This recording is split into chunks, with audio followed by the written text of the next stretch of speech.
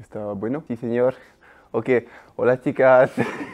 Bon les boys, du coup, ce dimanche-là, je suis désolé, vraiment mea culpa, il n'y a pas eu de vidéo. Vous doutez bien que c'était un peu compliqué. J'ai réussi à faire une vidéo avant de partir au monde. Malheureusement, j'ai pas pu faire vidéo la semaine où je suis rentré des mondes. Comme je suis rentré jeudi, et normalement c'est le jeudi où je tourne les vidéos, c'était un peu galère. Du coup, voilà, j'ai skip la vidéo. Ne vous inquiétez pas, il y a des bails vraiment lourds qui arrivent. Et il y a moyen qu'il y ait un petit teaser qui se glisse si le monteur est chaud, là, en plein milieu, comme ça, là, pendant quelques secondes. On parle un peu de ce qu'il y a. Pour reprendre, aujourd'hui, on va parler du coup du fait de ne pas trop se verticaliser au terre et pourquoi est-ce que c'est important. Il y a beaucoup de gens, en fait,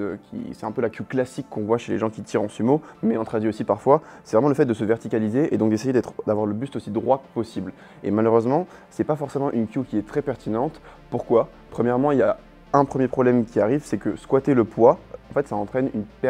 perte de tension dans la chaîne postérieure. Et comme le poids est en avant du corps, contrairement au squat, qui là où ça pose pas de problème, parce que du coup vous squattez quand vous faites un squat, vu que le poids est en avant, ça déporte vers l'avant et ça a tendance à faire du coup remonter les hanches et faire avoir un lock qui est très hasardeux. Donc c'est vraiment pas la meilleure des idées. Deuxièmement, il y a aussi un truc très important, c'est que en fait, si vous verticalisez trop, vous allez avoir souvent le pelvis qui part en rétroversion au moment de tirer pour rapprocher les hanches de la barre. Parce que il faut regarder d'un point de vue biomécanique, ce qui se passe, c'est que si vous avez les fémurs très horizontaux, vous allez avoir dans un plan latéral les hanches très loin de la barre. Alors que si vous avez les hanches plus hautes et donc les fémurs plus verticaux, vous allez avoir dans un plan latéral encore une fois les hanches beaucoup plus proches de la barre. Le fait d'avoir les hanches beaucoup plus proches de la barre d'un point de vue latéral, ça entraîne moins de déport, ce qui veut dire que les hanches ont beaucoup moins de force à produire pour tout simplement lever la barre, et ce qui veut dire que le placement est beaucoup plus optimal. Avoir les hanches trop basses, ça montre vraiment une incompréhension du pattern musculaire et du fait qu'on n'a pas forcément compris quels muscles du coup doivent être activés, quel est le placement et quelle est la mécanique du mouvement.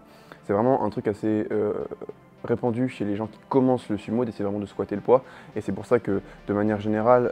c'est quelque chose qui est mal compris, parce qu'on voit certaines personnes qui sont très douées le faire, mais ils le font pour une raison bien précise que je préciserai plus tard. Le fait de vouloir trop se verticaliser, ça va forcer l'athlète à chercher aussi de l'extension au niveau de la colonne pour se sentir fort d'un point de vue bioméca, parce que ça rend le mouvement moins petit du coup d'être en extension, on le sait, parce que du coup ça allonge la colonne et du coup ça augmente considérablement les forces que les hanches sont obligées de produire pour faire décoller la barre. Donc en fait le combo hanche basse plus dos en extension, ça rend vraiment le bas du mouvement très compliqué. Ça résulte de manière générale si l'athlète sait faire le mouvement, du coup un mouvement très compliqué en bas du mouvement, mais surtout là où du coup ce dont je parlais avant c'est un problème, c'est qu'en fait on voit certaines personnes le faire, mais ce qu'il faut savoir c'est que la plupart des gens qui ont une technique qui est similaire à ça, c'est-à-dire hanche très basse et dos en extension, c'est des gens qui tirent soit sur une deadlift bar, soit des gens qui ont une morphologie très avantageuse, ou alors les deux. Et c'est très rarement le cas en IPF, on voit très rarement de personnes qui tirent avec les hanches très basses et qui ont ce mouvement-là. Donc c'est pour ça qu'il faut essayer d'éviter de trop idéaliser, on va dire, les techniques que vous pouvez voir sur les réseaux sociaux, parce que souvent elles sont pas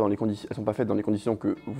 dans lesquelles vous devez les faire, et elles sont pas faites tout simplement sur un humain qui vous ressemble ou qui est vous. Même si vous pensez voir des caractéristiques morphologiques qui ressemblent à ce que vous êtes ou ce que vous pensez être sur les gens que vous voyez sur Instagram, dites-vous que souvent c'est simplement ce que vous voyez, et il y a beaucoup de choses que vous ne pouvez pas prendre en compte, que vous n'avez pas simplement les connaissances, ou même juste qui n'est pas possible de prendre en compte pour vraiment justifier d'une morphologie qui est similaire à la vôtre. La solution dans un premier temps pour vraiment éviter de trop squatter le poids, c'est de vraiment comprendre le mouvement de hinge dont je parlais d'un point de vue mécanique au soulevé de terre, c'est-à-dire que quand vous vous placez, vous devez vraiment avoir un déport des hanches vers l'arrière et vous devez sentir que vous créez de la tension au niveau ischio-fessier. Et le but dans un premier temps, ça va être en fait de pouvoir créer de la tension au niveau ischio-fessier et de pouvoir descendre jusqu'à l'endroit où vous allez devoir toucher votre barre et de garder cette tension. Donc ça va être le stade numéro 1 de l'évolution pour vraiment comprendre comment hinge. Ce qu'il va falloir faire, c'est d'appréhender du coup le principe de la flexion thoracique. Donc il y a un exercice qui est très simple pour ça, c'est le cat and cow. Donc vous pouvez faire cet exercice-là et vous allez vraiment pouvoir dissocier le fait de du coup avoir une flexion thoracique et une flexion lombaire qui sont deux choses différentes. Une fois que vous serez capable de maîtriser cette flexion thoracique, maintenant ce qu'il va falloir faire pour vraiment optimiser votre position d'un point de vue